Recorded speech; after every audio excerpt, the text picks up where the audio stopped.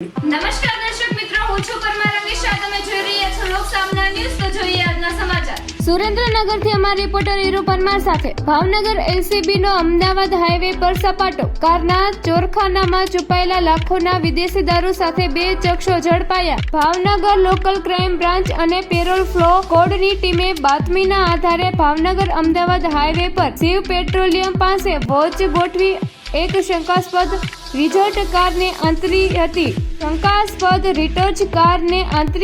જેમાં તપાસ કરતા કારના ડેશબોર્ડ, દરવાજાના પાટિયા અને બમ્પર જેવા ભાગોમાં છુપાવેલી જોની વોકર રેડ લેબલ વિસ્કી અને બકાડી લીમનની કુલ 113 બોટલો મળી આવી હતી. પોલીસે રૂપિયા 3,43,720 ની કિંમતનો વિદેશી દારૂ, કાર અને મોબાઈલ સહિત કુલ 6,48,720 નો મુદ્દામાલ જપ્ત કરી રાજસ્થાનના ઘમંડારામ બિશ્રોઈ અને જામનગરના કુલદીપસિંહ જાડેજા નામના બે શખ્સોની ધરપકડ કરી છે. આ મામલે વર્તેજ પોલીસ સ્ટેશનના પ્રોહિબિશન ગુનો દાખલ કરી કાયદેસરની કાર્યવાહી હાથ ધરવામાં આવી છે.